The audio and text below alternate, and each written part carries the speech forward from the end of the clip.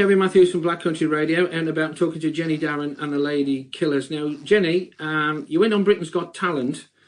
Now, you said you were headhunted from the website to go onto the show. Yeah. But how long did it take from that initial call to get onto the show? Oh, I think, well, when we did the recording, it was probably about 3 months later. Yeah, I think so, when they got in, after they got in touch with me. Now, we've all seen the video on the website, and it actually went viral, didn't it? Which was amazing. You must be well chuffed with the way things panned out from the show. But whose idea was it to go on dressed as a granny? Oh, am I supposed to tell you that? I think it was a backstage idea, I think. You know, it wasn't mine anyway. But when they told me, I thought, that's a good idea. So I went for it. I've got a good sense of humour. Yeah, and the panel seemed to enjoy it as well. So did the audience? Yeah, well, the panel didn't know. I can honestly tell you that they had no idea. So it was a shock for them as well, which was great, you know. And I think they looked shocked, so it's quite difficult to make that up, I think. How far did you actually get into the competition? Well, I only went on the first one, actually. You know, and I didn't do further, and I think there were a couple of reasons for that, which I won't go into, but also because I'd obviously had quite a big profile before Britain's Got Talent. I'd made a lot of albums, and they're probably not quite used to people, you know, that have done all that actually being on the programme, if you're with me. So that was quite a lot for them to swallow, really. Certainly a high-profile programme with a high-profile cast. Did you get a chance to meet the cast? I met some of them, yeah, because we were kind of in a back room, you know. I met the guy, the priest, and I met him and a couple of other people, but it was very much in passing. I didn't meet any of the judges. I find that interesting. I would have been first to shake their hands, to be fair. No, you didn't really see them. Except, what's his name? David Williams. I saw him in the kind of backstage, and he said hi to me and said 2 words from a distance, but nothing more than that. I didn't see anybody else. I saw Anton Deck in passing. That was it, really. But none of the main judges that were actually there on the front. Has being on the show, do you think, helped your career? Well, it's a bit of a double-edged sword, really. It has and it hasn't. I mean, yes, okay, a lot of people know me now, and because they've seen the video, which has gone to about 200 million, which is combined all through the world, different kind of sites. But it's, you know, it's difficult to actually transcend that into bums on seats at gigs and album sales. So it is and it isn't for that, that respect, you know. There's loads of kids out there. They're talented, can sing, don't seem to get the break. What advice would you give young kids coming into this business at the moment?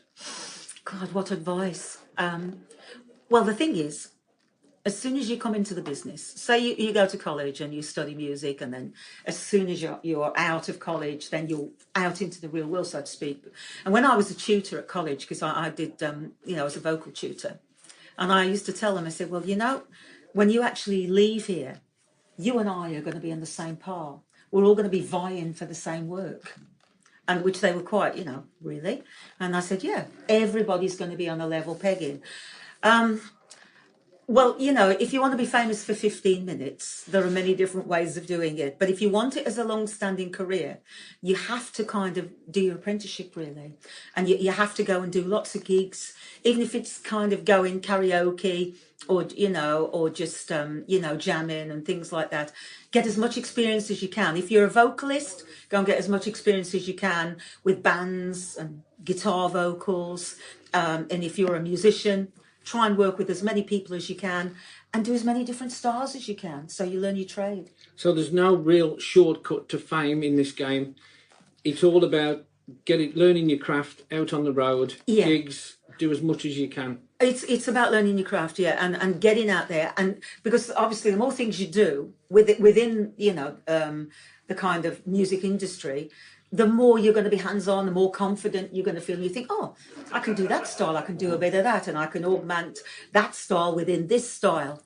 And, you know, I mean, years ago, you had loads of places that you could work where you could do all your apprenticeship. Now, really, it's kind of more like, kind of open mic and things like that. So you're not always on with, like, you don't always go on with a band as such. Sometimes it's just, guitar vocalist and things like that. And I think You need to do as much as you can. Guitar vocalist, you know, you need to write songs, you need to do other people's songs, you need to work with bands, everything.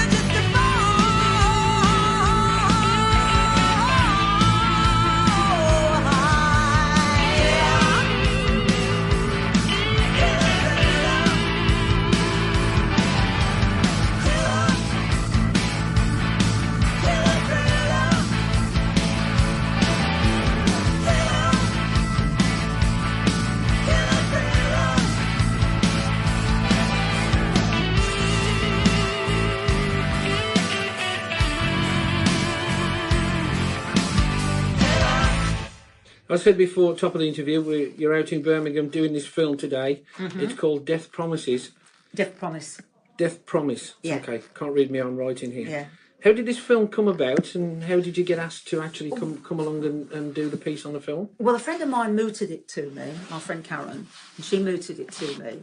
And she said, oh, this lady, you know, called Panda Etchcombe, and she wonders if you'd be interested, you know, in this film. Okay, yeah, tell her to give me a ring and pass my number on. And I waited about 2 or 3 weeks, nobody rang, and about 3 weeks later she rang and said, oh, you know, we'd really like you on the show, and this, that and the other, and, you know. And she said, it's quite a dark kind of film. She said, but the film we did a couple of years ago, it got in the Cannes Film Festival, so we've got kind of quite high hopes for it, because it's an arty film. And I said, yeah, roll me in, maybe. And the band. It's the way to go. Yep. So when is the film going on general release? General release not general release. I mean, it will be in small theatres, I think, initially. January, February 2020. Between those dates. That's what I've been told. Okay, now you told me that you got a cameo role in the film. Yeah. Tell us about your part in the film without giving too much away. Well, there is no... What it is, it's not a real role as such. I was actually in this room doing it where because it's a nightclub scene, and there's a lady sitting here that he's the nightclub owner. And anyway, you've got a person that it says, oh, Jenny Darren and the Ladykillers have just arrived. And obviously we're a bit late, apparently. And but I walk in and look at the room and think, God, look at this place. Do you know what I mean? Like with disgust. And then the lady goes and gives me a feeble kind of cold fish handshake. And she said, well, the guys are here, the punk runners. She said, if there's anything you want, just liaise with them. And I said, okay, what time are we on? And she says, oh, well, you're on first. Of course, you're not top of the bill. Clown face, the top of the bill. And of course, I erupt, what? And show my disgust. And it's like, I walked out the room, you see. So, in my own words. But we won't tell you folks what those words were. You'll have to watch the film because this is a family show, isn't it, Kevin? Absolutely. It's all about getting into the zone, getting into the part. Absolutely. And you couldn't be on a film set without being a diva, could you? No, afraid not. I think that's why I was booked. Okay, so it's something different to what you've probably done before. Obviously, singing inside out, playing with a band, but certainly a different discipline from... Oh, yeah. Filming is different, but recording or playing the gig. Yeah, I mean, I have done obviously a few TV shows and things like that, and I was also I did some years ago a 2-part TV thing. I think it was for Channel 5. I was Helen Mirren's singing voice in a 2-part TV thing called Painted Lady, where I portrayed Helen's voice because apparently she didn't like singing very much. And it was from she was 16 to like 60, so the voice changes.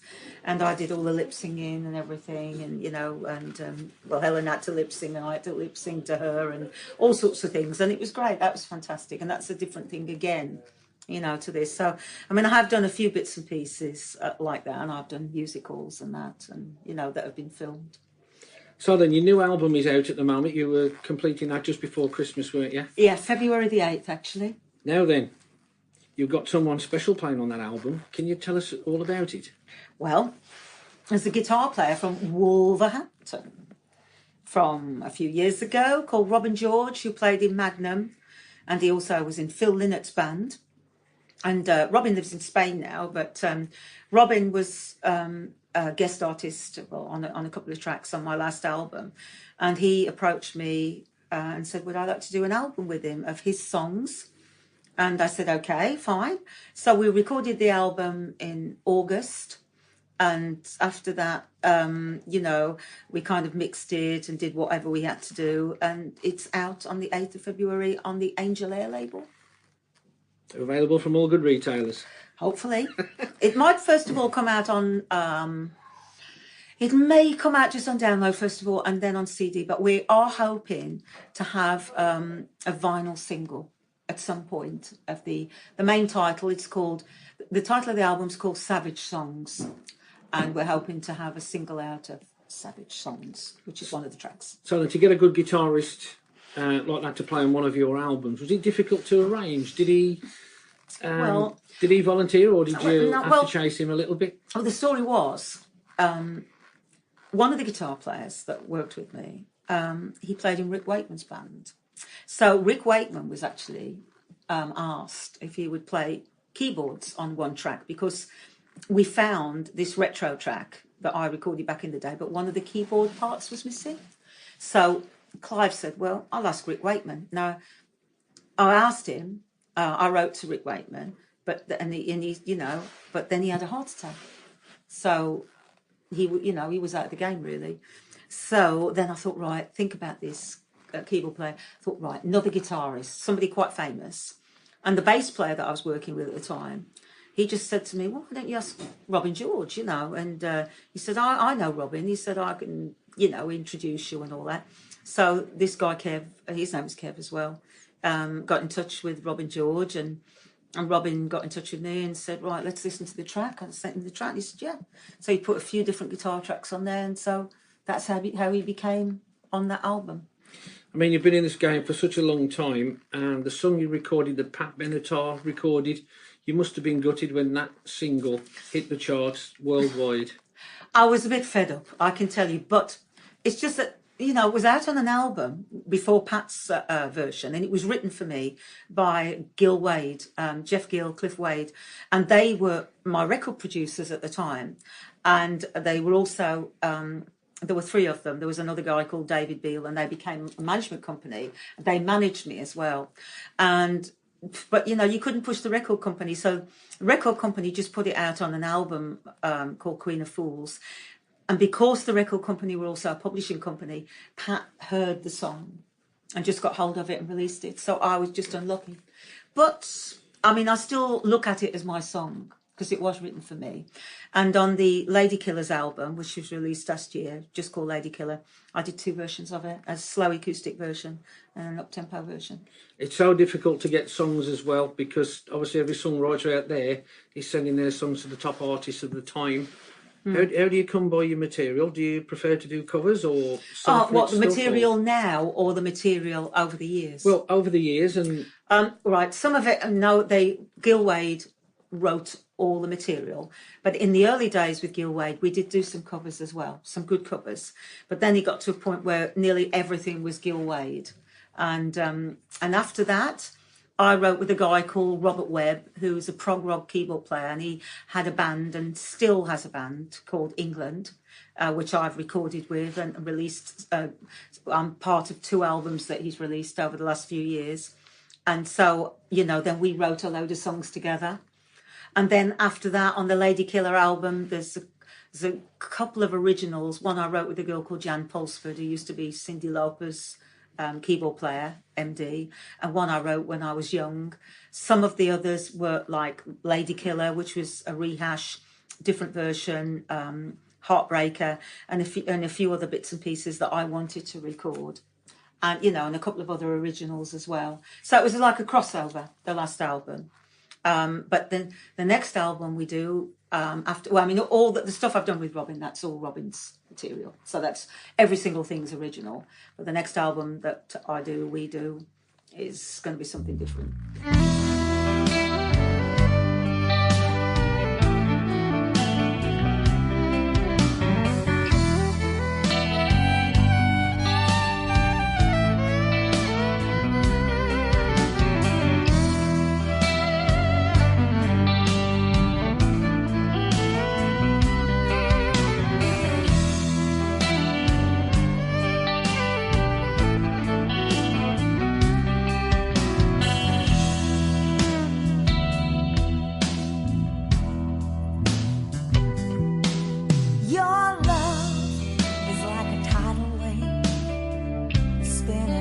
My head, your love is like an eiderdown pinning me to my bed. You're the right kind of cinnamon to release my inner fantasies. Invincible winner, and boy, you know you are born to please.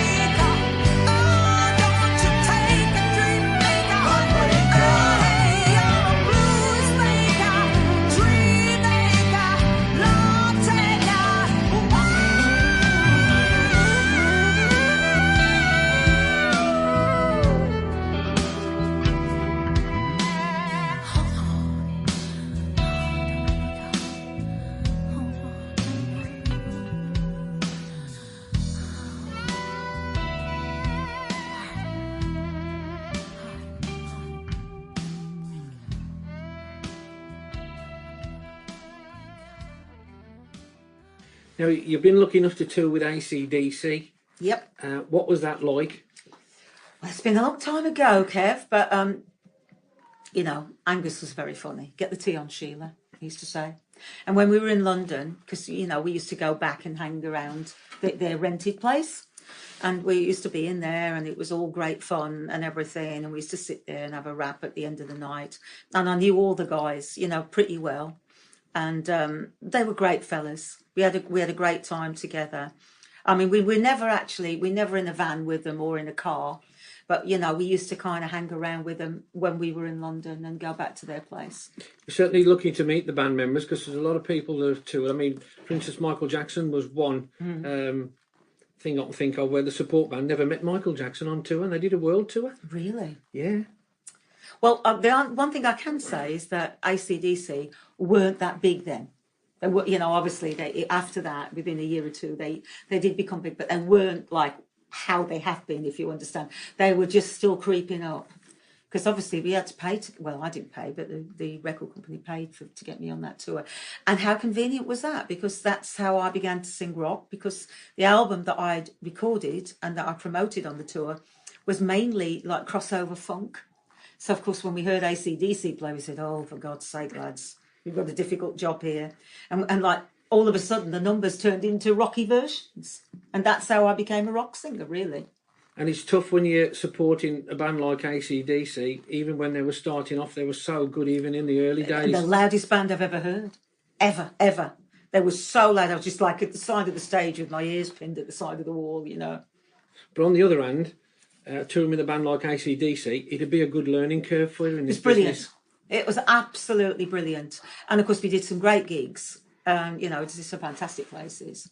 And, you know, it was a great tour. And I mean, I got dragged off stage a few times, which was quite nice, really, by some of the guys in the audience. And it was just a great crack. We had a great time. And those guys certainly knew how to party. You must have been to some great parties over the years. Well, we didn't, no, you'll be surprised. No, we didn't really. Angus didn't drink. And I don't think Malcolm drank either. Now, Bon wasn't, he kind of stayed somewhere else. He didn't stay with the band, and he was a very quiet guy, Bon. But, I mean, I never saw the others drink that much. And Angus and Malcolm didn't drink at all. I know Bon Scott... Or do any drugs. Yeah, but Bon Scott was like the loner of the band, if you like. He was very much a thing apart. He didn't sign many autographs. There's not many of his copies of his autograph out there. Well, my head roadie at the time, a guy called John Payne from Dubai, he was big mates with Bon. And... you know, and he was very upset when he passed away. But, you know, Bon was a very quiet guy. And he didn't really socialise that much with the band that I could see, you know, when I was there. He was never, like, with them after the gig. But John used to be friendly with him, I don't know, between sets and things like that, you know, when they used to talk on the phone. So that's what it was like, basically. So tell us what you're going to be up to in the near future, Jenny. Well, the near future...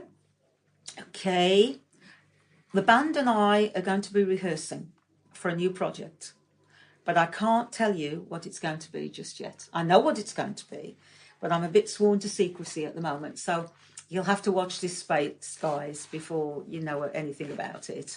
So, and we're going to discuss all this tonight anyway, and, you know, with the guys do know about it, obviously, but...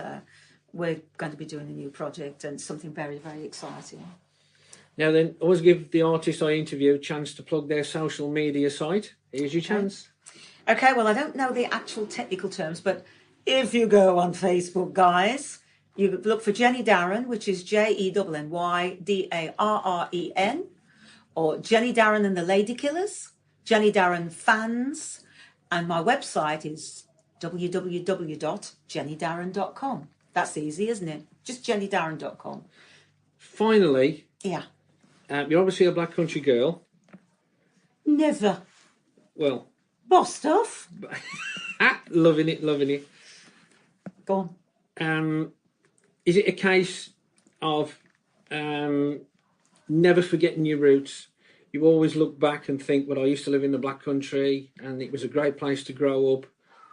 Or... now you've moved on in your career and probably moved away from the area. Do you often think about the Black Country and where you started? And well, do you know something, Kevin? when I was growing up, and I kind of first of all went on the road. Obviously, I went everywhere, and I was just wanted to travel. And to get away from everything, to get out of the area. I wanted to go to London, which I did do for about 12 years.